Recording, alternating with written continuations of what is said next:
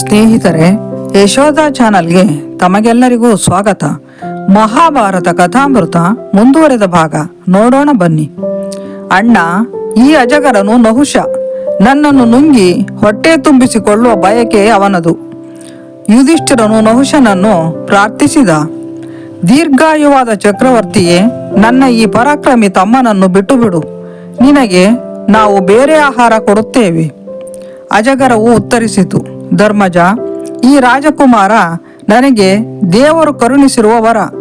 ಅವನನ್ನು ಬಿಡುವ ಮಾತು ಹಾಗಿರಲಿ.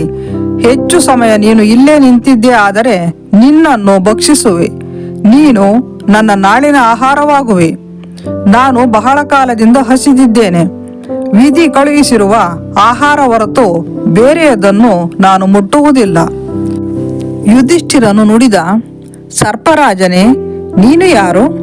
ನಾನು ಯುಧಿಷ್ಠಿರ. ಈಗ ನಿನ್ನ ಅಧೀನದಲ್ಲಿರುವ ವ್ಯಕ್ತಿ ನನ್ನ ತಮ್ಮ ಭೀಮ. ಅವನನ್ನೇಕೆ ನೀನು ಈ ರೀತಿ ಬಂಧಿಸಿರುವೆ? ಆಹಾರಕ್ಕಾಗಿ ಅಲ್ಲವೆಂದೇ ನನ್ನ ಭಾವನೆ. ಭೀಮನನ್ನು ಬಿಟ್ಟು ಬಿಡು, ನಿನಗೆ ಬೇರೆ ಆಹಾರ ಸಿಗಲಿದೆ.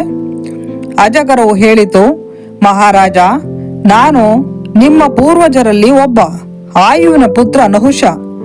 ಜ್ಞಾನಾರ್ಜನೆ, ಯಜ್ಞ, ತಪಸ್ಸು ಮೊದಲಾದ ಆಚರಣೆಗಳು ಹಾಗೂ ಇಂದ್ರಿಯ ನಿಗ್ರಹದಿಂದಾಗಿ ನಾನು 3 ಲೋಕಗಳ ಸಾಮ್ರಾಟನಾಗಿದ್ದೆ. ಅದರಿಂದ ನಾನು ಅಹಂಕಾರಿಯಾದೆ.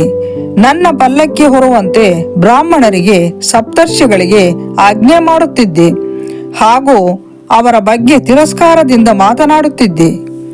ಮಹರ್ಷಿ ಅಗಸ್ತ್ಯರು ನನಗೆ ಈ ಶಾಪವಿತ್ತರು. ಆದರೆ ಅವರು ದಯಾಮಹಿಮರು. ಕರುಣೆ ಇಟ್ಟು ಜ್ಞಾಪಕ ಶಕ್ತಿ ಉಳಿಸಿಕೊಳ್ಳುವಂತೆ ಅನುಮತಿ ಇತ್ತರು. ನೀನು ನನ್ನ ಪ್ರಶ್ನೆಗಳಿಗೆ ನನಗೆ ತೃಪ್ತಿಯಾಗುವಂತೆ ಉತ್ತರಿಸಿದೆಯಾದರೆ ನಾನು ಭೀಮನನ್ನು ಬಿಡುತ್ತೇನೆ. ಯುಧಿಷ್ಠಿರ ಪ್ರಶ್ನೆಗಳಿಗೆ ಉತ್ತರಿಸಲು ಒಪ್ಪಿಕೊಂಡ. ಅಜಗರವು ಪ್ರಶ್ನೆ ಹಾಕಲು ಪ್ರಾರಂಭಿಸಿತು. ಬ್ರಾಹ್ಮಣನೆಂದರೆ ಯಾರು? ಮಾನವನಿಗೆ ಯಾವ ಜ್ಞಾನ ಅನಿವಾರ್ಯ? ಯಾವ ಜ್ಞಾನವು ಸುಖ ಸಂತೋಷಗಳನ್ನು ತರುತ್ತದೆ? ಯುಧಿಷ್ಠಿರ ಉತ್ತರಿಸಿದ, ಎಲೆ ಸರ್ಪವೇ, ಕೇಳು.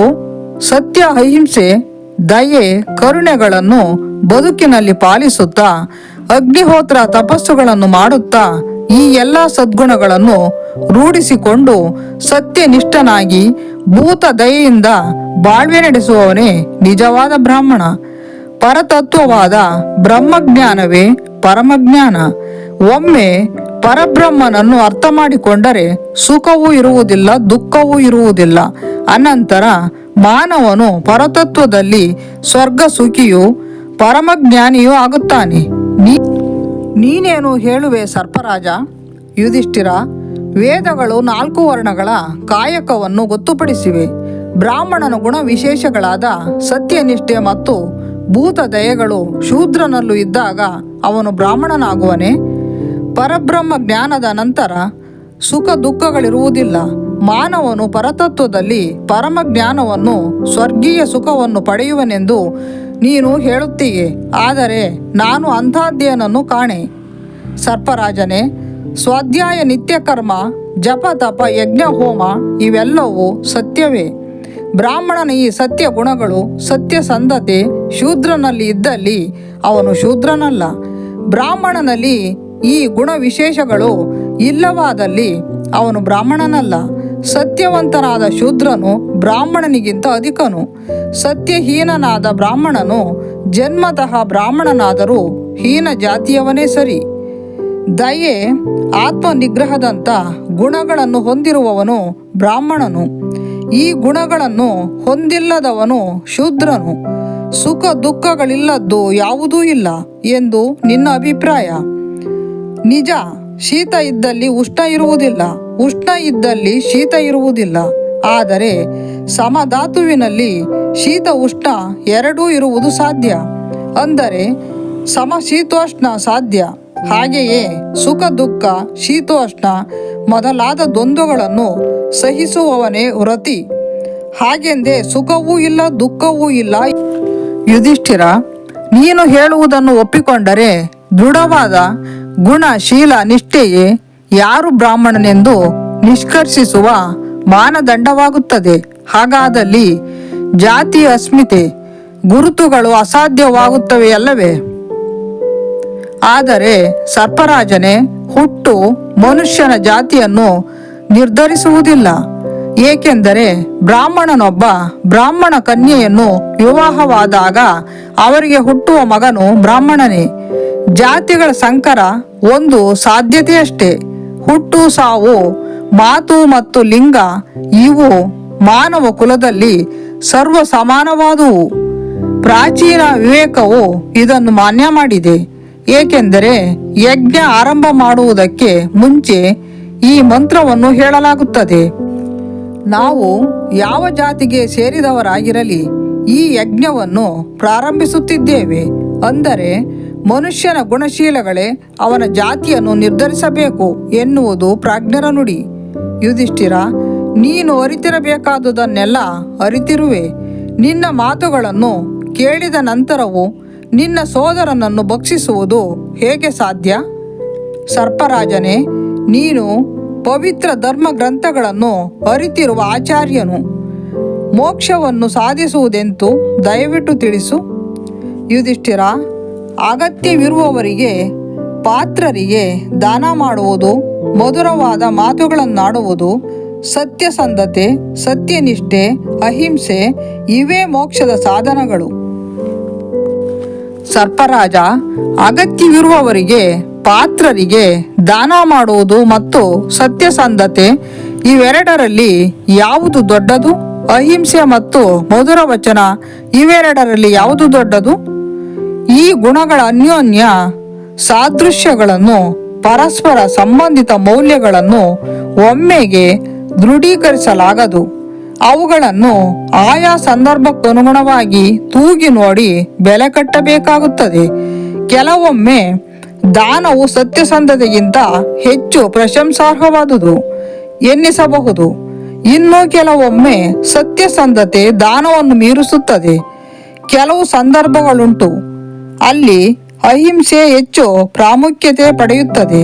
ಇನ್ನು ಕೆಲವು ಸಂದರ್ಭಗಳಲ್ಲಿ ಮಧುರ ವಚನ ಹೆಚ್ಚು ಮುಖ್ಯವಾಗುತ್ತದೆ. ಆದರೆ ಈ ಎಲ್ಲ ಗುಣಗಳು ಘನವಂತರಲ್ಲಿ, ಯೋಗ್ಯರಲ್ಲಿ ಇರುತ್ತವೆ. ಆಯಿತು ಮಹಾರಾಜ, ಕೇಳುವುದು ಇನ್ನೂ ಏನಾದರೂ ಉಳಿದಿದೆಯೇ? ಸರ್ಪರಾಜನೇ, ಮಾನವನು ಮರಣ ಹೊಂದಿದಾಗ ಅವನ ದೇಹವನ್ನು ದಹನ ಮಾಡಲಾಗುತ್ತದೆ. ಹಾಗಾದರೆ ಅವನ ಕರ್ಮಗಳು ಹೇಗೆ ಉಳಿಯುತ್ತವೆ? ದೇಹವಿಲ್ಲದೆಯೇ ಸ್ವರ್ಗ ಸುಖ ಭೋಗಗಳನ್ನು ಅನುಭವಿಸುವುದು ಹೇಗೆ ಸಾಧ್ಯ? ಯುಧಿಷ್ಠಿರ, ಭೌತ ಶರೀರವು ನಾಶ ಹೊಂದುತ್ತದೆ, ಆದರೆ ಆತ್ಮ ಅವಿನಾಶಿ. ಒಂದು ಹುಟ್ಟಿನಲ್ಲಿ ಮನುಷ್ಯನು ಮಾಡಿದ ಕರ್ಮಾನುಸಾರ 3 ಸ್ಥಾನಗಳನ್ನು ಹೊಂದುತ್ತಾನೆ. ಸ್ವರ್ಗವನ್ನು ಹೊಂದುವುದು, ಅಥವಾ ಮಾನವನಾಗಿ ಪುನರ್ಜನ್ಮ ಹೊಂದುವುದು, ಇಲ್ಲವೇ ಪ್ರಾಣಿ ಸಂಕುಲದಲ್ಲಿ ಜನಿಸುವುದು. ಇವೇ ಆ 3 ಸ್ಥಿತಿಗಳು. ಯಾರು ಸೋಮಾರಿಯಾಗಿರುವುದಿಲ್ಲವೋ, ಯಾರು ದಾನ ಧರ್ಮ ಆಚರಿಸಿ ಅಹಿಂಸೆ ಆಚರಿಸಿ ಸತ್ಯಸಂಧರಾಗಿರುತ್ತಾರೋ ಅಂಥವರು ಸ್ವರ್ಗವನ್ನು ಹೊಂದುವರು. ಯಾರು ಪರೋಪಕಾರ ಮಾಡದೆಯೋ ದಾನಶೀಲರಾಗದೆಯೋ ಇದ್ದು ಸತ್ಕಾರ್ಯ ದುಷ್ಕಾರ್ಯಗಳನ್ನು ಸಮ ಪ್ರಮಾಣದಲ್ಲಿ ಮಾಡಿರುತ್ತಾರೋ ಅಂಥವರು ಮನುಷ್ಯ ಕುಲದಲ್ಲಿ ಪುನರ್ಜನ್ಮ ಪಡೆಯುವರು. ಕಾಮ, ಕ್ರೋಧ, ಮದ, ಮಾತ್ಸರ್ಯ, ಜಿಪುಣತನ, ಅಹಂಕಾರ, ವೈರ ಮೊದಲಾದ ಗುಣಗಳನ್ನು ಯಾರು ಹೊಂದಿರುತ್ತಾರೋ ಅಂಥವರು ಪಶುಪಕ್ಷಿಯಾಗಿ ಜನಿಸುವರು. ಕೆಲವು ಪ್ರಾಣಿಗಳು ಮುಂದಿನ ಜನ್ಮದಲ್ಲಿ ಉನ್ನತ ಸ್ಥಿತಿಯನ್ನು ತಲುಪಬಹುದು. ಬ್ರಾಹ್ಮಣನಾದವನು ಫಲಾಪೇಕ್ಷೆ ಇಲ್ಲದೆ ಕರ್ಮ ಮಾಡುತ್ತಾನೆ ಹಾಗೂ ತನ್ನ ಆತ್ಮನು ಪರಮಾತ್ಮನಲ್ಲಿ ಲೀನವಾಗಲೆಂದು ಪ್ರಯತ್ನಿಸುತ್ತಿರುತ್ತಾನೆ. ಈ ರೀತಿ ಅಜಗರ ಮತ್ತು ಯುಧಿಷ್ಠಿರರು ಸಂವಾದ ನಡೆಸಿದರು. ಅಜಗರ ಪ್ರಾಜ್ಞನಾಗಿದ್ದ. ಅವನ ದರ್ಶನ ಸಮಗ್ರವಾಗಿತ್ತು. ಇವನ್ನು ಯುಧಿಷ್ಠಿರನು ಬಹಳ ಮೆಚ್ಚಿಕೊಂಡನು. ಧರ್ಮಜನು ಕೇಳಿದನು, ತನ್ನ ಸದ್ಗುಣಗಳಿಂದ ಸದೇಹಿಯಾಗಿ ಸ್ವರ್ಗಲೋಕಕ್ಕೆ ಹೋಗುವ ಅರ್ಹತೆಯನ್ನು ಗಳಿಸಿದ ಪ್ರಾಜ್ಞನಾದ ದೊರೆಯು ಸ್ವರ್ಗದಿಂದ ಮೃಣ್ಮಯ ಲೋಕಕ್ಕೆ ಪತನ ಹೊಂದಿ ಅಜಗರನಾದದ್ದು ಹೇಗೆ? ಶಾಪಗ್ರಸ್ತ ನಹುಷನು ಈ ರೀತಿ ಉತ್ತರಿಸಿದನು. ಮಹಾಭಾರತ ಮುಂದುವರಿಯಲಿದೆ.